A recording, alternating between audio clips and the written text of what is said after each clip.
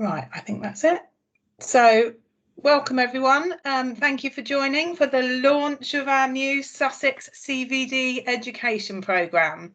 We're going to be running this every month on the last Wednesday of every month between 1 and 2 o'clock. So the idea is to bring CVD education to you. We're going to be using local speakers to inform our specialist subjects into the areas of around CVD. So the topics will change every month and we'll be putting out that communication. We're going to try and work up a sort of yearly planner so you've got an idea of what's ahead and who will be speaking, but we've got to fill that timetable. In Sussex, we have recently brought together a Sussex CVD steering group. I'm just going to share my screen for a moment. And it is about how can Sussex align with the long-term plan of reducing the devastating and debilitating incidence of heart attacks and strokes. So our ambitions are, along with the long-term plan, to treat those high-risk conditions of atrial fibrillation, high blood pressure, raised cholesterol and FH. So firstly, we want to focus on the priorities for Sussex of being hypertension and health checks. So these are our 8 key priorities. We've got weight management, obesity and healthy eating, alcohol reduction, tobacco control, physical activity, all feeding into health checks, and then hypertension, AF and anticoagulation, and cholesterol and FH. So in terms of hypertension, we know that we're a significant outlier in the country for our hypertension detection and treatment to target rates across the whole of Sussex.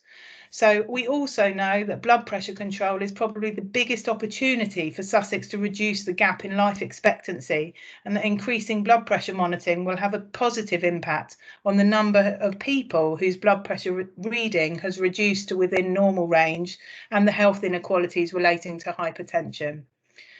So this is our sort of strategy. We're going to be doing a drive on hypertension, finding, detecting and treating those patients and bringing a sort of, I know there's lots of work already going on out there, and it's how we sort of capture that activity, how we share that learning, and how we sort of take that forward as a system.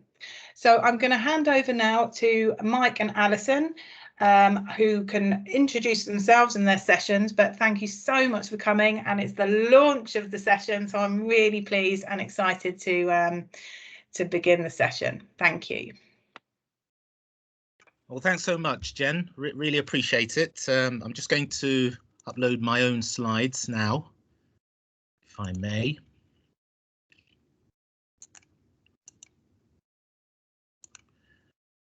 And I just wanted to say hello to everyone, all colleagues in the Sussex area, and thank you for joining us. So this is, as Jen says, is the beginnings of a regular theme, and it is kind of supported by the British and Irish Hypertension Society as part of their Education and Training Ambassador Programme. So we're partnering with Sussex, who has recognised the need for education with regards to cardiovascular disease improvement of outcomes. So I'll be speaking first, and then Alison will probably introduce herself when she speaks, or will be speaking after me. So I chair the British and Irish Hypertension Society Educational Programmes Working Party, but I'm a physician in the University Hospital Sussex. I run the hypertension programme, and my background is in clinical pharmacology and therapeutics. Okay, so it's about hypertension and indications for referral. So we're going to quickly go through some background, background that colleagues are very much aware of. We'll talk a bit about target organ damage because it's of relevance in this context, hypertensive crises, and then other indications for referral to secondary, tertiary care. So just to say that, why are we talking about this? Why are we considering hypertension as so important? Is because it's so prevalent. We're talking about 1 in 4 adults. In fact, in patients who are over 65, we're talking about 1 in 2, and even a lot more. So it's quite a prevalent condition. It is the 3rd biggest risk factor for premature death. And at least over half of all heart attacks and strokes are associated with high blood pressure, which is also linked to CKD, heart failure, and dementia. Sadly, people from the most deprived areas are 30% more likely than the least deprived to have high blood pressure. So there are areas of need and focus that we need to focus on. Another reason why we need to address this, talk about it, is that for every 10mm reduction in blood pressure, there's a significant reduction in coronary artery disease, stroke, heart failure, and all-cause mortality. So that's making a difference, so putting in the effort now to realize benefits later. So it's an obvious thing to do. So to start with really basic stuff, and this is by no means put here to patronize colleagues who are, have a wealth of knowledge and experience in this area, but it's important that we recognize and agree on certain definitions as we move along. So hypertension is when the blood pressure remains too high, so it's a sustained elevation in blood pressure, which is why we pick patients up in clinic and we further investigate them by doing ABPMs and HBPMs in order to define them as hypertensive because the blood pressure is elevated, and it is sustained elevation rather than a one-off elevation. Causes and associations of hypertension. Most hypertension is over 90% of people. There's no established cause for the hypertension. The so-called essential, until we realize that essential is no longer a thing with regards to blood pressure, because even at at the older age, high blood pressures are associated with adverse outcomes. So I prefer to call it primary, as it's the new terminology. Accounts for over 90% of patients, and it's usually people who have that genetic predisposition, have a family history of hypertension, and it's mapped onto quite a number of genetic polymorphisms. Some patients I will talk to, I say to them, it's not anything you've done, it's just that you have that genetic predisposition to having hypertension. So statistically, the majority of patients we will see will fall into this category.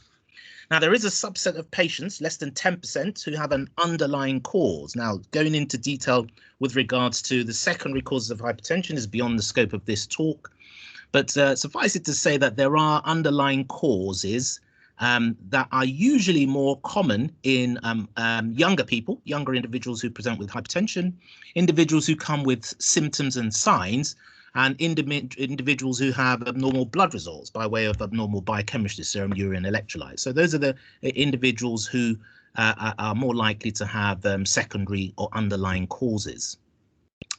Now, in terms of etiology, we also talk about contributory factors, mainly because they are causal in effect in terms of hypertension, and removal of these contributory factors may well contribute to treatment of hypertension. So high BMI, too much alcohol, too much salt, lack of exercise, stress, and caffeine can all lead to a sustained elevation in blood pressure. And if you remove them, then you may well treat hypertension. So that's quite important to know, and it's important to go through this because as we take history, it's important to highlight some of this. Then we talk about risk factors for hypertension. These are not causally linked, but there's a strong association in the sense that you're more likely to have hypertension if you're male, you're older, you have a family history, you're of Black African origin, you're a smoker, you've got hyperlipidemia, and you've got diabetes. So these are associations, and in patients who fall into these categories, we should be looking very hard for hypertension in them. So as you know, the majority of patients with hypertension do not have symptoms. We're talking about over 85% of patients have no symptoms. So sometimes, they wonder why the doctor or the clinician is prescribing a drug that has the potential to cause them symptoms, but there are a number of other symptoms that patients can present with. And we know that hypertension is associated with cardiovascular risk. But if you add on to that target organ damage, which we'll talk about very shortly, the cardiovascular risk is even greater. Okay, so hypertension equals cardiovascular risk, but when you add on target organ damage, it's much greater. And this is what we're familiar with in our daily practice. This is how we assess target organ damage. Fundoscopy, ask me how many clinicians do this regularly, are very good at it. And my advice would be, if you don't do it regularly, not very good at it, you can utilize the services of eye clinicians who can look further and help prognosticate, identify target organ damage. I normally ask patients, particularly during COVID, the people I saw face to face, when was your last eye test? And especially if they wear glasses, and you can develop the conversation from there. Urinalysis is quite easy to do. Proteinuria, that's what we're looking for. An ECG, again, every general practice in the UK has access to ECG. And essentially, we're looking for evidence of target organ damage in the form of left ventricular hypertrophy and atrial fibrillation. Remember, in terms of specificity, the ECG is pretty good at picking up LVH, but in terms of sensitivity, not great. So, for the fact that the ECG is completely normal doesn't necessarily mean it is not there's no LVH, but these are things to look out for. And bear in mind, there are other methods to assess for target organ damage. And of course, blood tests, serum, urea, and electrolytes. I've shaded the other blood tests because although relevant, they're not necessarily looking for target organ damage, but you would want to exclude hypercholesterolemia, diabetes. And if you're planning to treat with drugs, liver function tests might be quite important as well. So this is how we assess target organ damage generally, and we're used to these parameters. So I just wanted to ensure that you're still there by you, sort of attempting this. It's quite easy to, sort of respond to. If you just follow the instructions, I find the text much easier in the sense that you just text that number and then you text your response. But this was a 66-year-old man who presented to the GP surgery for a post-retirement health check. He's asymptomatic and clinical examination was normal. Blood pressure was 210/114, urinalysis and ECG plumb normal. GP was not able to contact the medical SPR on call. What next? So feel free to respond either via the internet or via the poll, or respond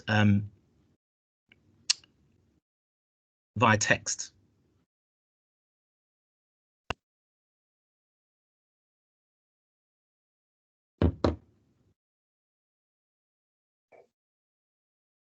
Okay, so far we have an N of 2 out of quite a number of people.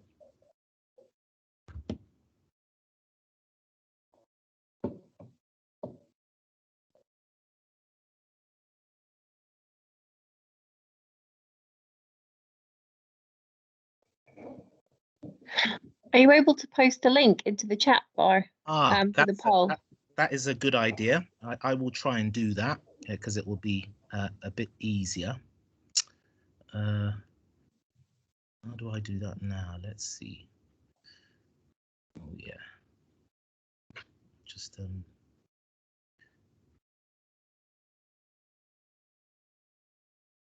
yeah. Oh, Ben's done it for you, Mike. Oh, that's great. That's great. Ben's tech savvy. Thank you, Ben. Thank you, Ben. Might make voting a bit easier. Okay, so 66-year-old man, blood pressure is pretty sporting, pretty decent. But remember, this is a post-retirement health check. He's just retired. This is a man who is normally fit and well and doesn't actually go to the GP very often, really. But thought, I've just retired. Let me go and know what's going on. Now, everything seems pretty normal. He's got no symptoms. Innocently, he's come to his GP surgery, and all of a sudden, there are plans to contact a hospital doctor.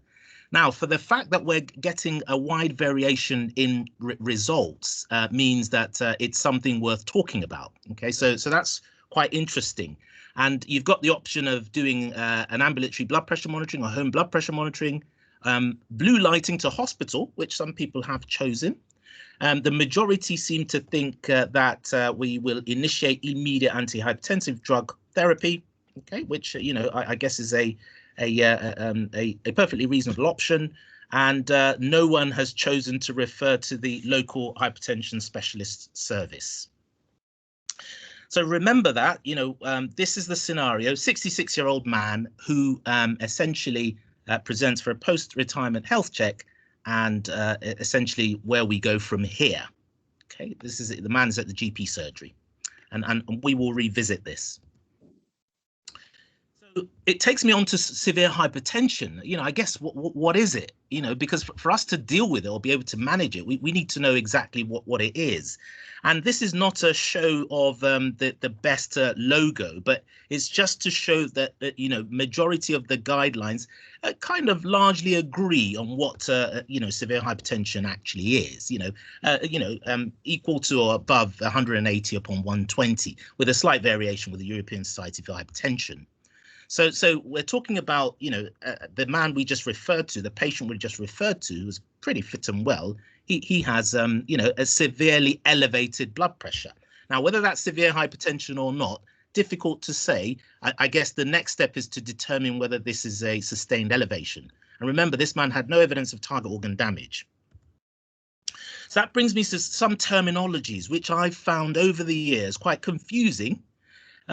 Accelerated hypertension. This is apparently severe hypertension with papilledema and severe retinopathy without findings of any renal failure. And then when there's renal failure, it's called malignant hypertension. Oftentimes people use these terms interchangeably. What they mean is very difficult to tell. The only recurring theme seems to be severe hypertension. And then you hear another term, hypertension-mediated organ damage, which, is meant to refer to what we're used to, called target organ damage. So this is a kind of approach I felt was more simplistic for a simpleton like myself, and an approach that I think is workable. So hypertensive urgency is a severe hypertension without acute target organ damage. Whereas a hypertensive emergency is severe hypertension with acute target organ damage, and I'll explain. So these are the two hypertensive crises, and it's important to recognize them because the management is slightly different. So prevalence of about 1% of ED presentations, we're talking about, so hypertensive emergencies being, say, 0.2%, and the rest of it being, hypertensive urgencies. Patients who are younger tend to have hypertensive urgencies, and people who have more specific symptoms and signs, as a matter of fact, are patients who are more likely to have an emergency. As you would expect, the mortality with hypertensive emergency is about 12 to 15% in comparison to 1 to 2% with a hypertensive urgency. So very different presentations. Why does it happen? The most common reason for a hypertensive crisis is non-adherence. So these are patients who have chronic hypertension, but they don't take their tablets for whatever reason. I was contacted very recently about a patient who had severe hypertension, known hypertensive, and actually she had run out of her beta blockers 3 days before. And obviously, the coordinating, trying to get a repeat prescription and so on and so forth. So she had quite marked elevation in blood pressure. Individuals who sometimes take some sympathomimetics, such as cocaine, or tyramine-rich foods in cheese, with patients on treatment for Parkinson's or even depression, it can lead to a surge in catecholamines and huge amount of vasoconstriction. And there are other secondary causes that may well lead to hypertensive crises that we look for eventually when patients end up in hospital. So what about the clinical features? A lot of the patients who present with either a hypertensive with a hypertensive urgency really are asymptomatic. They're more likely to have symptoms if they've got a hypertensive emergency, and we'll sort of refer to that very shortly. But symptoms can range from the ordinary headache that you can have with elevated blood pressure, to palpitations, to having specific chest pain, dyspnea, neurological deficit, and oliguria, etc., which would indicate that it's more likely to be a hypertensive emergency. Now, this is you remember this slide. target organ damage, which we're used to, we do on a daily basis. You know, we do ECGs, we do urinalysis, we look at the backs of the eyes, or we send people for eye tests, and we do blood tests. But in the context of a hypertensive crisis, we're talking about acute target organ damage, not just ordinary target organ damage, but acute target organ damage. And these are the organs that can be affected, you know, in a variety of presentations. Patients can present with a stroke, with pulmonary edema. They can come in with, you know, papillary edema, and so on. But when there is evidence of acute target organ damage, that is an indication that they need urgent assessment in acute care. Okay, so that's what it means. So the presence of acute target organ damage defines the severe hypertension as a hypertensive emergency. Now, which presentation is most common? Funny enough, you know, most people, before I put up this slide, people think about an intracerebral hemorrhage. You know, look at where hemorrhagic stroke is in relation to an ischemic stroke. So it's most common in patients who already have hypertension. So the damage is already done to the blood vessels, and ischemic stroke is actually more common a presentation than hemorrhagic stroke. But the most common presentation is actually pulmonary edema. So these are things to look out for in terms of hypertensive emergencies.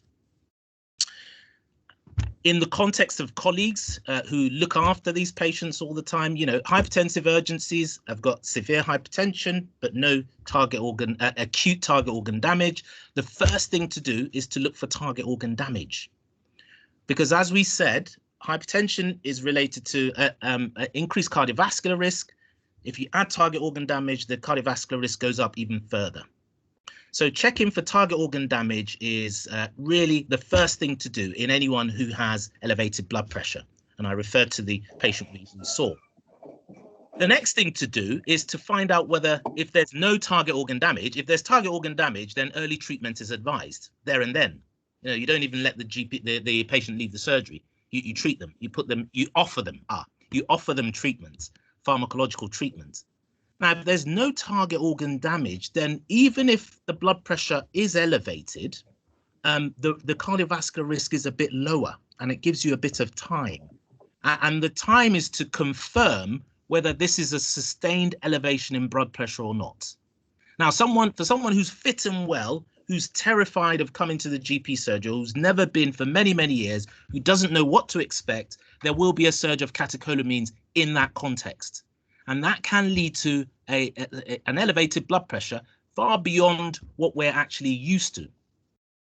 So you've got a bit of time to bring the patient back within 7 days. And if anything, the patient needs or requires oral treatment, depending on what is found. So this patient will stay in primary care. For a hypertensive emergency, the moment you detect or clinically feel that there's evidence of acute target organ damage, it's an indication for rapid lowering of blood pressure, so a referral has to happen. This patient needs intravenous therapy, and the clinician should be on the phone to acute care to say, I have a patient who's presented with a left-sided weakness or sudden onset loss of vision or acute shortness of breath, and the systolic blood pressure is greater than 180. So back to our patient. You know, he was a 66-year-old man, just retired. That was his blood pressure there. This is what NICE tells us. NICE has, you know, sort of been a bit more explanatory in terms of severe hypertension. So that's what they define as severe hypertension, 180 upon 120 or more. Our patient fell into that group, and it says assess for target organ damage as soon as possible and consider starting drug treatment immediately without ABPM if target organ damage. Repeat clinic blood pressure in 7 days if no target organ damage. Okay, so target organ damage is the key, and it's based on the fact that with target organ damage, the cardiovascular risk is much higher. And it goes on to say you should refer for same day specialist review if there are certain features that may suggest that there's acute target organ damage. So in terms of referrals, I tried to look up what people were doing, and this is a reputable clinic in Ireland, and they've recently looked at their referrals, and over a 3-month period they had 236 referrals, And the first 4 referrals accounted for majority of the patients they saw. Top on the list was secondary hypertension workup, and then young adult with hypertension, treatment optimization, and resistant hypertension. So I've summarized it here, and emergency treatment is at the top of the list because that requires same-day referral. So if there's a possible underlying cause, this is more likely if a patient has symptoms or signs, abnormal electrolytes, so a high or normal sodium with a low potassium, for instance. So that sort of a patient will need a referral into acute care, not necessarily on the same day, depending on what the clinical presentation is. Resistant hypertension, patient is on 3 or more drugs, usually including a diuretic. There's so-called refractory hypertension, where patients on 5 or more drugs, because depending on the clinician you are, some clinicians are more than comfortable managing patients on 4 drugs for their hypertension. But resistant hypertension is certainly an indication, particularly if you feel uncomfortable or you are struggling to control blood pressure. Therapeutic problems, multiple intolerance to antihypertensive drugs. So these patients can be quite challenging, not challenging in themselves, but essentially the issues they have are that there's nothing you give them that they tolerate. Now, those are patients you will find difficult to treat. You know, how do you treat a patient that does not tolerate anything you give them? They should be referred for an opinion, and there are ways around it, including fractional dosing, liquid dosing, and even topical preparations. Orthostatic hypotension can be a therapeutic problem, and thankfully Alison is going to be talking about that shortly. If you have a patient with unusual blood pressure variability, paroxysmal hypertension, so 1 minute the systolic is 220, and then half an hour later the systolic is like 70, it may be an indication that there's an underlying cause. And possible underlying causes include endocrinopathies such as a pheochromocytoma, or carotid bowel receptor dysfunction, you know, particularly if a patient's had radiotherapy in the recent past to their neck. What about younger people? I would certainly say that younger people should be referred if they're under 30 years of age. What NICE recommends is if the patient is, sort of under 40, you should consider referral. But remember, we talked about the contributory factors. If you have a 30-something-year-old, that has a BMI of, 45, for instance, and they have no features of Cushing's syndrome, which can cause hypertension, that is a contributory factor to hypertension. So you may choose to, because you've got a bit of time, they're young, you may choose to address, the contributory factor instead.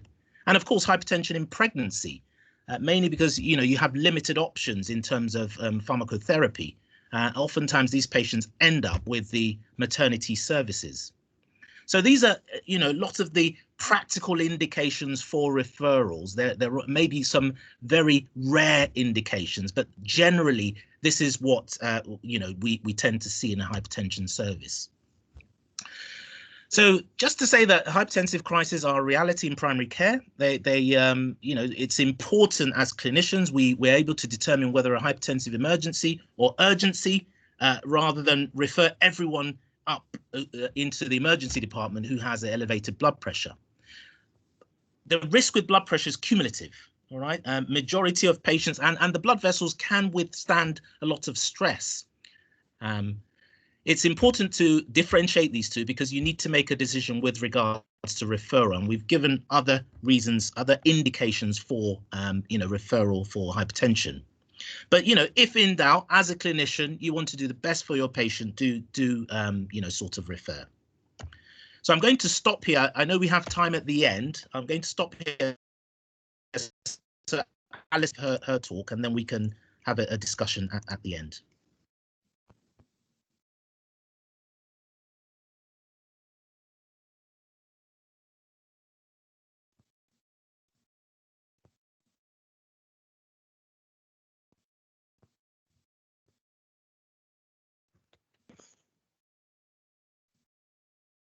Thank you so much, Mike. I'm hoping that you can hear me because Mike's now frozen on my screen. So can you hear me there? We can hear you, Alison, but yes, we can see Mike frozen on your screen too. Okay, and I was trying to share, but I'm not sure if I can. I think maybe it was just Mike needed to stop sharing and then you come in. So do I need him to do that first? Because I can't seem to upload my slides. Where's Mike gone?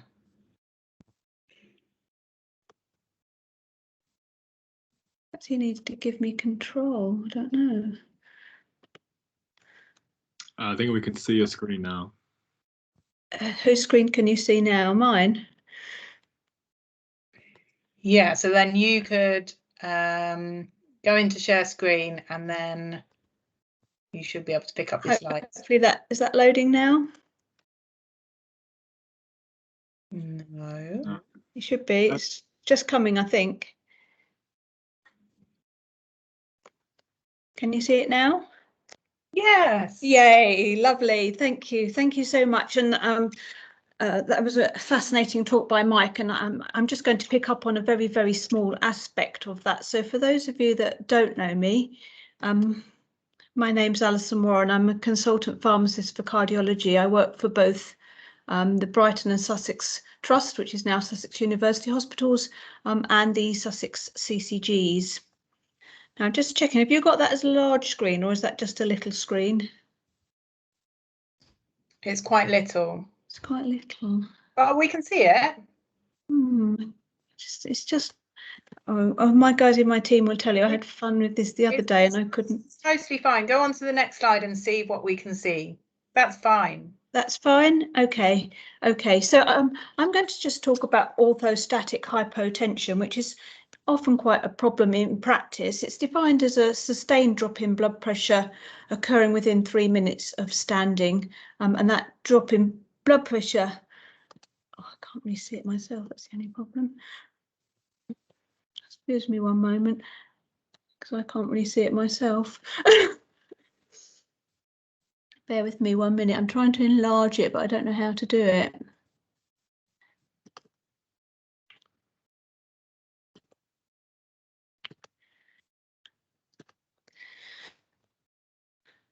So that drop in blood pressure of greater than 20 millimeters of mercury. Can you just bear with me 1 moment? I'm really sorry, but I can't actually see the slides myself, and I can't work out how to make it large. What about putting it on slideshow, Alison? I don't seem to see where I have that option. Alison, do you want me to try and share and see whether, because I saw my slides, see whether you can see it then? Yes, please. Shall I unshare this? Because it's, yeah, yeah. I mean, the moment I start sharing, it will stop sharing here. Let's see. I'm so sorry, everyone. It's just my eyesight's. That's much better. How did you do that? Yeah, I'm gonna have to. I think I'm gonna have to control your slides. Okay. So let me just, yeah. Perfect. So sorry. Okay. So yeah. So a drop in blood pressure, a systolic blood pressure of more than 20 millimeters of mercury, or a diastolic drop in blood pressure of more than 10, and that's measuring the blood pressure sitting or lying, and then again after standing. Now it's sometimes quite difficult to reproduce the effects. So if a patient's got symptoms, you may need to do this on several occasions, but in fact it's suggested that it's more likely to be present in the morning, and that may be a better time to do it if you're struggling to get reproducibility. And the problem with orthostatic hypotension is that it increases the risk of falls, dementia, stroke, and all-cause mortality, and significantly for patients can have a significant impact on activities of daily living. Next one, please. So the sorts of symptoms we're looking for a patient with orthostatic hypotension are dizziness and lightheadedness, vertigo, unsteadiness, syncope. So some patients may describe themselves as having almost like blackouts, visual disturbances, quite a characteristic pain, which is a sort of a neck and shoulder pain, which is described as a coat hanger distribution. So if you can think about what a hanger might look like, that sort of distribution. Some patients become short of breath, some have chest pain, and some describe symptoms of fatigue. And these symptoms are generally worse in the morning, and they can be precipitated by environment, if it's very warm, if they have a hot shower or a hot bath, by eating, because you can get particularly if you eat large amounts, so a postprandial effect, and prolonged standing or standing after sitting or lying. Next slide, please. Now, there are several causes, so we tend to think about this a lot more in the elderly, but it could be an acute response to some major clinical event. So, for example, somebody who was bleeding severely. It very often can be medication induced, and that can be a cumulative effect. So it may be the number or the types of the different medicines that a patient is taking, and we'll come on to that in a moment. It can be age related, because our physiology changes with age, so aging of all our systems, so our cardiovascular systems, the neurological systems, endocrine, musculoskeletal, urinary systems, but also changes in our vascular stiffness, in baroreceptor sensitivity, in the way that our left ventricle empties and fills. It could be to do with skeletal muscle loss, reduced effects on water and salt preservation, and changes in our sense of thirst. So all of these things can change as we get older, and it can just be part of the physiology for that individual as to why they tend to suffer with orthostatic hypotension. Or additionally, it could be neurogenic, so damage to the central and or peripheral nerves. So thinking about patients with conditions such as Parkinson's disease, dementia with Lewy bodies, or diabetes, where these postural hypotension may be far more common in that group. Next slide, please. So when we treat hypertension in the elderly, it is something that we often think about. And actually, if you go back to the trial evidence for treating elderly patients, then there's very little trial evidence for hypertension. But we know that many of these patients are hypertensive. Mike's told you that the prevalence of hypertension increases dramatically as we get older. And cardiovascular medicines are the most frequently prescribed class of medicines in older people, and are associated with a high incidence of adverse drug events. At the same time, many of these patients are multi-morbid, so the presence of 2 or more diseases increases as people get older. So 75% of 75-year-olds have more than one long-term condition, and this rises to 82% of 85-year-olds. And many of these people also live with frailty. So 20 to 50% of older people with cardiovascular disease also live with frailty. So the blood pressure management in this age group is complicated by the multi-morbidity and the frailty, along with the aging changes in our pathophysiology, which can lead to orthostatic hypotension. And NICE has recognised this in their guidelines, and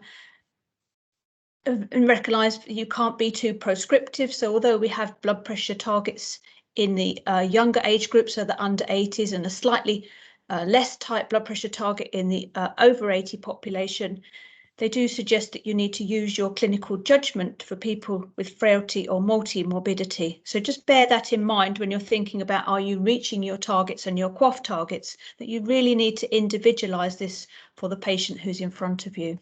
Next slide, please. So what else does NICE say? Well, NICE recommends in people with symptoms of postural hypotension that you should measure the blood pressure with the person supine or seated, and then measure it again with the person standing for around a minute, and repeat that measurement. And you can repeat that again at sort of 2 to 3 minutes. If the systolic blood pressure falls by this greater than 20 with the patient standing, then you need to do a few things. First is you should review the medication, because that can be a common factor. You should measure subsequent blood pressure with the person standing. So you need to document that this is a patient with significant postural hypotension, and that subsequent blood pressure readings should be judged with the person in a standing position.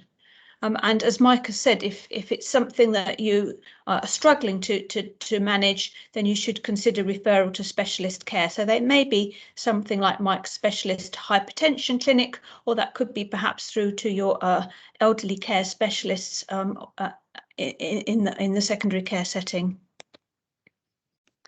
In addition to, sorry, Mike, if you could just go back, sorry. In addition to those patients with symptoms, we should also be looking to fairly routinely assess for orthostatic hypotension in patients with type 2 diabetes and just in the elderly in general.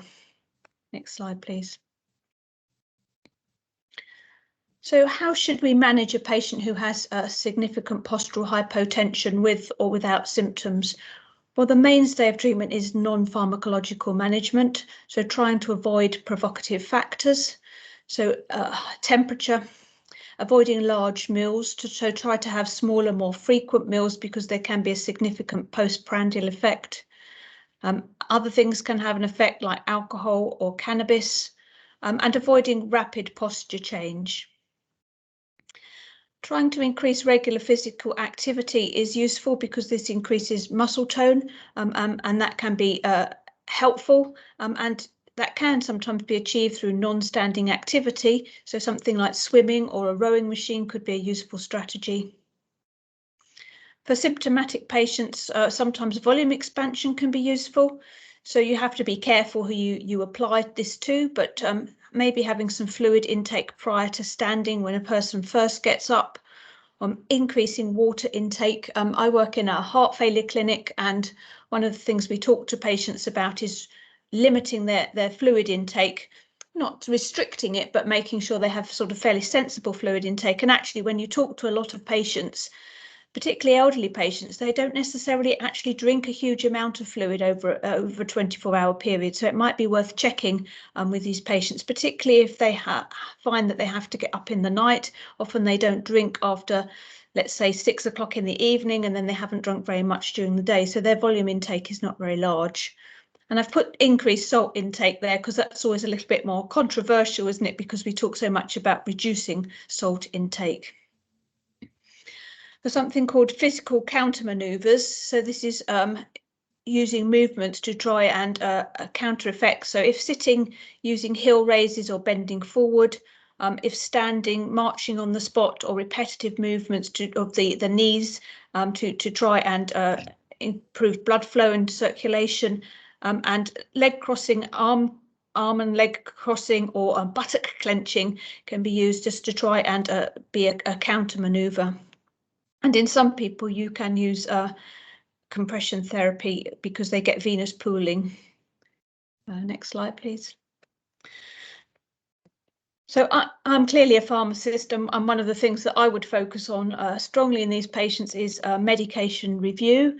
This slide is by no means exhaustive, but it's to give you an idea of some of the classes of drugs that we should be thinking about reviewing. And funnily enough, there we go, all our medications there for the treatment of high blood pressure can actually be things that will cause postural hypotension, and particularly diuretics, beta blockers, and alpha blockers, so drugs like doxazosin or tamsulosin, which is more prostate specific, but can still cause the same sorts of issues. Anti-anginal drugs, phosphodiesterase 5 inhibitors, drugs like sildenafil, antidepressants such as tricyclic antidepressants, some antipsychotic drugs, drugs for Parkinson's disease. So again, you have our dilemma there because you've got patients who are more likely to have postural hypotension through the autonomic dysfunction, and then the drugs that we use can exacerbate those effects, and drugs with a high anticholinergic burden. Next slide, please. So it's very useful to review the drugs that the patient is taking with respect to anticholinergic burden. There's a few useful resources you can use. This one I've put up here is from the Scottish guidelines. Press again for me, please, Mike. This is from the Maudsley, where they rate the drugs in terms of red, yellow, or red and amber and green, to think about if you wanted to swap to something had a less anticholinergic burden, something in the same class that might help. And they have an online tool. If you could just press the next one, please. Here called that you can go on to. Next slide, please. So sorry. these are patients where we might be thinking about doing a medication review. Those tools that I've just shown you, in fact, particularly the online tool, there's a whole section now on the intranet that you might find very helpful, which has recently been put up by the medicines management team on structured medication reviews, giving you lots of advice. But these will be patients that would pick up on your DES for structured medication review, and would be a useful group of patients to target. In terms of, is there any pharmacological management? Well, there isn't very much, and what there is probably not hugely evidence-based. A couple of things that you might see used in practice. The first is fludrocortisone, which is a mineral corticoid. For orthostatic hypertension, this is an off-label use, and this really works by increasing renal sodium retention and has some mild vasoconstricting effects. So I would expect these drugs really only to be initiated by specialist services in managing these patients, and a starting dose would be typically something between 50 to 100 micrograms once a day, with a maximum dose of 300 micrograms once a day. The adverse effects from fludrocortisone are mainly related to fluid retention, and these are things like supine hypertension, so high blood pressure when the patient's lying down, peripheral edema, and hypokalemia. But importantly, don't treat the peripheral edema with diuretics. If you think that the way this is working is to cause fluid retention, then giving a diuretic is just converse to what you're trying to do. So if you need to treat a patient with diuretics, then fludrocortisone is not a good choice of therapy. Next slide, please. The alternative option is midodrine. This is a peripheral alpha receptor agonist, and it is licensed for severe orthostatic hypertension resulting from autonomic dysfunction, with the caveat that other forms of treatment are inadequate. So all of the non-pharmacological things that we've talked about should be your first-line therapies. And an initial dose of this is in the region of 2.5 milligrams 3 times a day to a maximum of 10 milligrams 3 times a day. And because there's a high risk of supine hypertension, then the last dose should be at least 4 hours before bedtime or when the patient is going to be supine. And there are many contraindications to using this therapy, so it's not a drug that you would see widely used. Next slide, please. So I just wanted to give you an example of a patient that I saw recently in clinic. He was a 65-year-old male with a history of coronary artery bypass grafting and was known to have heart failure with reduced ejection fraction. He wasn't on any prognostic medication for his heart failure due to the postural hypotension. So we weren't able to get on an ACE inhibitor, a beta blocker or an MRA. And he was currently prescribed furosemide 40 milligrams once a day. He was a complicated gentleman. He had a long history of quite heavy alcohol intake and a long history of mental health problems of anxiety and depression. And he described frequent dizziness on what he called blackouts, although he'd had quite a lot of monitoring for arrhythmias and nothing had been picked up. And it was concerned whether this was all secondary to postural hypotension. From a heart failure point of view, he was actually asymptomatic, and he had no signs of fluid retention, and he was already being treated with fludrocortisone for postural hypotension. So it's a very difficult situation. When you look at his medication, so I ran him through the online checker. Next one, please. And he was actually taking a large number of drugs. I'm not quite sure how we'd got to this concoction, but it was an incredible number of drugs. And this shows you on this checker not only their anticholinergic burden, but also the risk of dizziness and drowsiness. And anyone with an anticholinergic burden score of over 3 should be reviewed, because this is an increased risk factor for ongoing problems of cognitive impairment. And if you could press the next one, please. He was taking a large number of drugs that could cause drowsiness. Next one, please. And also a large number of drugs that would cause dizziness. So he was a prime patient who would be ideal for a structured medication review. in terms of the heart failure, then the initial strategy that we were able to implement really was just stopping the diuretic, and it's going to be very difficult to manage this patient's heart failure in view of his significant postural problems. Next slide, please. So in summary, orthostatic hypertension is common and can be disabling. You need to measure the supine or sitting and standing blood pressure. And if it's a significant drop, use standing blood pressure for subsequent assessments. And the treatment is aimed at symptom relief, maximising function and preventing falls or syncope. And it may be that you need to individualise your blood pressure targets for hypertension for treatment for that patient. Unfortunately, the evidence base is poor, and non-pharmacological interventions are the mainstay of treatment, and supine hypertension can often complicate the management. Thank you very much.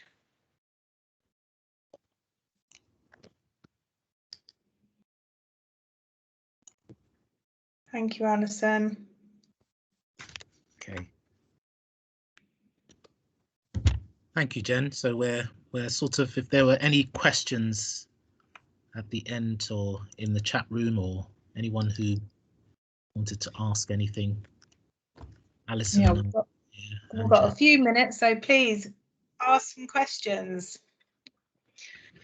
Let's open the floor. I don't think we've got anything in the chat, but yeah, I was just gonna say, Alison, you know, somebody's got their hand up, but I can't see who it is now because I was going to ask Mike a question. Yeah, I was just going to say, Alison, so orthostatic hypotension is so challenging to manage in terms of, you know, how far do you go? And you know, I mean, from experience, you know, you know, I think that the clearest message is use the standing blood pressure. In fact, treat the standing blood pressure. And you know, I would say to people, don't worry too much about the supine hypertension. You know, because I think it's the postural hypotension, you know, looking at risks versus benefit, that is more probably harmful to the patient. So you know, in my practice, you know, I would treat the standing blood pressure and then not to get too hung up by the supine hypertension, which is a big problem when treating. Yeah, I don't know whether that's the right thing, Alison, but it is a challenge to manage. Thank you. Can I just, Sally had her hand up. Was the question answered, Sally, for you? No, I just wanted to go back what Alison said regarding initiating fludrocortisone. And did you say it should be done in secondary care, or can it be done in primary care? I don't think there's any hard and fast rules about that, but if it's somebody that you're really sort of struggling to manage with, then referral to someone like Mike may be a sensible option. I guess if it's somebody who, let's say it was a nursing home patient and that wasn't appropriate, then that may be something that I guess that could be considered. I don't know, what's your view on that, Mike? So fludrocortisone is a pretty you know, sort of benign drug, so to speak, you know, and you know, I think you know, it depends on how confident you are, you know, with you know, treating patients with orthostatic hypotension. Of course, I think the most important thing is to try and explain why it's happening. And oftentimes it's as simple as either adjusting the dose of the medicines or splitting things out a bit, you know, sort of, or even stopping some medicines. So I think that the most important thing is to try and identify the cause, address that, and if you've looked very carefully and you can't find a cause, then the pragmatic approach is to start with fludrocortisone. Now, midodrine is slightly different in the sense that, you know, not a lot of people use it. And when it gets to that stage, you may want to refer on either to an elderly medicine physician or to you know, a hypertension doctor like myself, who has a bit more experience in using midodrine. Thank you. Can I just pick up some questions in the chat? So from Rita, what treatment options for postural hypertension for bedbound patients in view of supine hypertension? And when would you de-prescribe treatments for postural hypertension?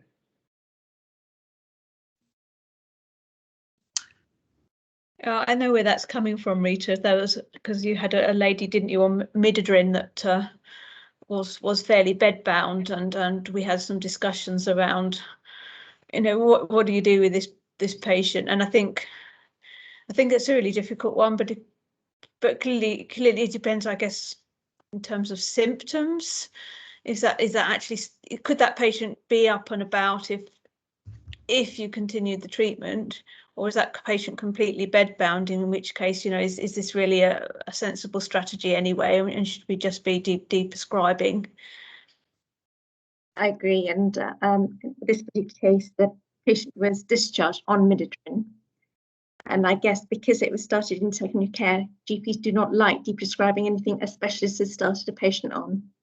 Right. And especially if they're not going to be seen again in clinic, because it was after an episode, I believe, post-COVID, having got COVID in hospital, and then they were long stay in a ward. They were put on midodrine, and one of the side effects of midodrine, it's quite interesting, is agitation, and they were put on risperidone. There's a bit of polypharmacy going on. So my view is that, you know, so clinicians in primary care should be empowered to question what happens in acute care. You know, it doesn't make sense to cause an adverse effect and then treat that adverse effect. It's like putting someone having leg edema from amlodipine and then you put them on furosemide. How about stopping, you know, the drug that's causing the problem? So, you know, Alison's absolutely spot on. You know, it depends on how bedbound this patient actually is. Now, if a patient's bedbound, you're not that concerned about postural drops in blood pressure. And, you know, I would say, you know, you just have to be pragmatic, and clinicians in primary care need to be empowered to do that, and make clinical decisions based on the best interest of the patient in front of them. Thank you. Can I ask a question from Selena? What is your viewpoint on patient with postural hypertension, but also on medicines that cause low blood pressure, i.e. on bisoprolol for AF?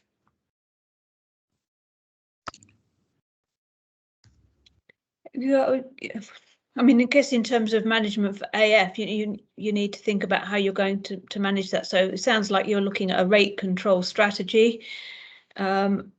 You may be using a beta blocker or a calcium channel blocker. If the postural hypotension is significant and you need rate control, you may need to think about alternatives. So think using about digoxin instead as an alternative option. So you're really going to have to manage that depending on the patient. But you know, you don't need a heart rate of 60 in somebody that's AF. You need to think about what that rate control target is. And generally, if a sort of on fairly low level of exercise, you keep that heart rate below 110 is the general recommendation. So you don't need to push to get that heart rate really low. So it could be that you could pull back on the beta blocker, or you could switch to an alternative that doesn't affect blood pressure, whereas digoxin might be an option in a patient. So you just need to think about the alternatives.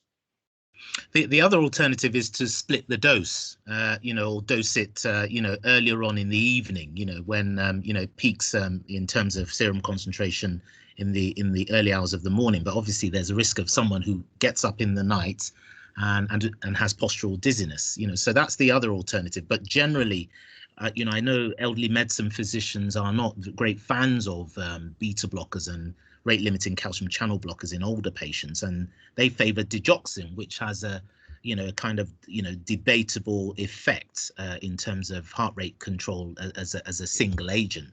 But you know, I think one just has to be pragmatic about it, and at the end of the day, it's a clinical decision on what's best for the patient. No two patients are exactly the same.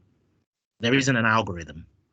And I think with the digoxin, if your patient is less active, then it's not so much of an issue. It's in your more active patients using digoxin on its own is the issue, because you're not really covering then your adrenergic drive for exercise, and you can lose your rate control in your more active patients if you use digoxin and you don't have something that covers the adrenergic drive, which is why the beta blockers are the first choice. Thank you. I'm just aware of time, but we've got few more questions. you want to carry on? Have a few more? Yeah, we can have a few more. Yeah, a few more. If Alison's happy with that. Yeah, I'm good. Good. In relation to NICE updated guidelines and line of therapy, do you consider the monitoring burden to patients on ACE/ARB diuretics to be represented well in NICE choices, and should be comorbidities be considered more, e.g. prostate? Yes, certainly comorbidities should be considered. And what I say to people I'm talking to about the NICE guidelines is that they are guidelines. Now, if a patient has, benign prostatic hyperplasia, for instance, and you want to start treatment for hypertension as a single agent, there's nothing stopping you from giving them doxazocin rather than starting with, going down the algorithm as stated. Someone who's got coronary artery disease, I'd want to bump up their dose of their beta blocker as best I can, and so on. So you've got to take, into account the clinical presentation of the patient that, you're looking at. And I think comorbidities do definitely need to be taken into account. Remember, the guidelines are just guidelines. They're not just guidelines, but they are guidelines. And if you have a clinical reason to deviate from a guideline, as long as it's justified, that's absolutely fine. Oftentimes I will, pick an agent because I think, a young patient individual who's come to me, been referred to me, who has anxiety issues, I would start them on propranolol if I can, if they've got slightly elevated blood pressure as well that I want to treat pharmacologically. So it's being practical about, their comorbidities, I think.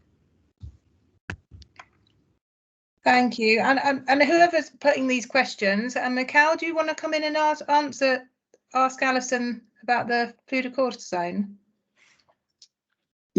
Yes, sure. So I just wondered what is the side effect profile for fludrocortisone in your clinical experience, and whether it's different to the midodrine that is normally. Is it recommended as a second line after the fludrocortisone, the midodrine, or would you start with? Yeah. The midodrine is only licensed for postural hypotension due to autonomic dysfunction, but I mean the fludrocortisone, as Mike said, it is relatively benign. It's just that you have to be careful with all of either of those, which patients you choose. But actually, in terms of the sort of most patients I've seen have been on 50 or 100 micrograms. I've not really seen many patients that need the bigger doses of fludrocortisone, but I mean I've not really had patients that complain too much in terms of side effects. The biggest problem I have is, and I don't know if it's just the cohort of patients that I tend to see, is that a lot of my patients are diuretic requiring, and it's sort of counterintuitive to be using the two together. Thank you. So Jen, if we can, so if there are other questions, we can take them afterwards. Yeah, we can pick them up in the chat, can't we? In the chat and respond to them. But interestingly, I'm going to present an audit on my clinic, which is due very shortly. So I'll have to sort of log off and present some information. But time's passed. I don't know. It seems though that everyone that leaves now hasn't got access to the chat, so we will sort that out our end. And also just to say to everyone, thank you very much for joining the call today, and we will be sending you a Survey Monkey out after the call, so we really appreciate if you could fill that in. It'll take you a couple of minutes, and we look forward to seeing you next month. Fantastic. Also, yeah, if there's any particular topics that you would like covered, we'd be really interested to hear what they are, because we're going to be planning the programme. That's great. Yeah, Thank you, and then that can go in the chat. Once we sort that out at the chat, then people can add things in the chat, even when we're not in a meeting. So we will organise that. But thank you all very much. Thank you, Jen. Thanks for allowing us speak and organising as well. Thank you. Great.